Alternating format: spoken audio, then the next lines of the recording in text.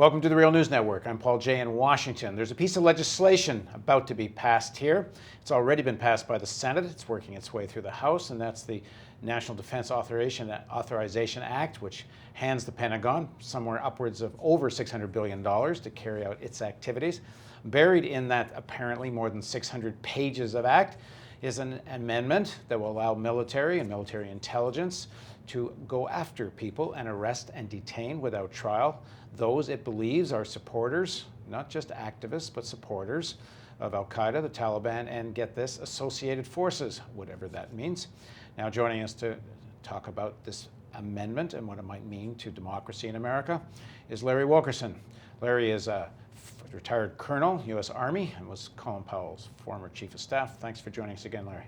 Thanks for having me. There's a piece of legislation that's about to be enacted. Partly it authorizes somewhere more than $600 billion military expenditure, the National Defense Authorization Act, I guess it's called, for 2012. So first of all, that act changes nothing in terms of the military's position and role in the world, really, and it's still based on the pillars that U.S. should have military dominance in the world. But then there's another piece of an amendment in that act, which is going to create an enactment that allows the military and military intelligence to arrest people on suspicion of being a supporter, not an active participant, but even just a supporter of Al-Qaeda, the Taliban, or, quote, associated forces. I'm sure you're familiar with this amendment. What do you make of it? I think it's another step on the road to tyranny. I think the Patriot Act was a huge, giant step on the road to tyranny.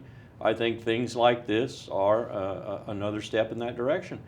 I find it interesting that the individual on the Hill who this week was holding a hearing about Muslims serving in the military and so forth, Representative King, himself, if this were a retroactive law, would probably be in jail now for his support of the IRA. After all, they were a terrorist group recognized as such. I just think it's the wrong direction. Completely the wrong direction. It seems such a dramatic piece of legislation because it seems to open a couple of doors. Number one, it looks like it applies to U.S. citizens. So now all of a sudden, due process for U.S. citizens is gone. We killed one, al-Awlaki. We killed a U.S. citizen without due process. Apparently, it means it could be applied on U.S. soil. It's ambiguous about that, but it looks like the military, which is not supposed to be operating on U.S. soil, could. And the third thing, which doesn't get talked about very much, is the size of military intelligence, which, if I understand it correctly, is bigger than the CIA or most of the other intelligence agencies, maybe even put together. The Secretary of Defense sits over directly probably 75 to 80% of the budget, and probably 65 to 70% of the actual intelligence gathering, collecting, and analyzing entities in the United States. He's got them, the NRO, the National Reconnaissance Office, the National Security Agency, and there is a real beast. He's got the DIA, the Defense Intelligence Agency, which was a bureaucratic attempt to rival the CIA within the military. He's got all the tactical and other operational and strategic intelligence assets of each of the services. So the Secretary of Defense sits atop almost 2/3 of the intelligence entities in the United States. And now he has a piece of legislation which allows him to arrest, indefinitely detain, without trial, anyone he suspects of being even a supporter of an associated force of Al-Qaeda and the Taliban, which... We always had this fear in the United States of the man on horseback. You know, the military general who crosses the Rubicon, as Caesar did, and doesn't leave his legion behind. Little did we know that the man on horseback would be in a suit and tie. That's what's happened. That's what happened with Donald Rumsfeld. That's what we're doing now. We're giving that individual the kind of power that the Greeks, for example, gave to the tyrant. That's how the term came about when they brought him in to handle the war and then told him to go back, and do his farm or whatever he'd come from. That's what we're doing. We're creating tyranny in this country as surely as if we sat down and went over to Jefferson's memorial where he says, "I've sworn eternal hostility to all forms of tyranny over the mind of man," and tore it down. That's what we're doing. And I think 7 people voted against this in the Senate. And it's the same people who jumped up and applauded Netanyahu 26 or 27 times.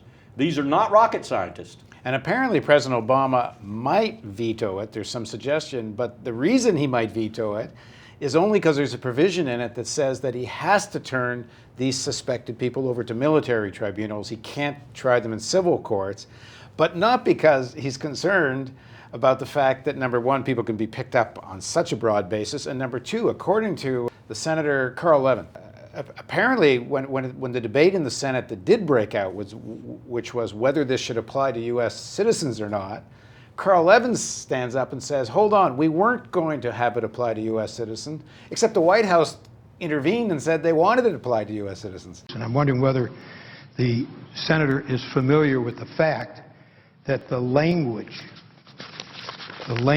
which precluded the application of Section 1031 to American citizens was in the bill that we originally approved in the Armed Services Committee, and the administration asked us to remove the language which says that U.S. citizens and lawful residents would not be subject to this section. And that's why it's in there.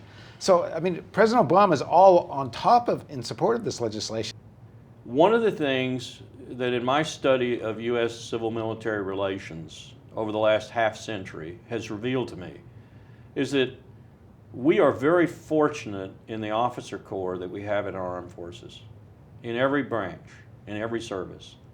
We're fortunate because they know our history, they know the provenance of civil-military relations in this country better than 300+ million Americans know it. And that's our greatest protection.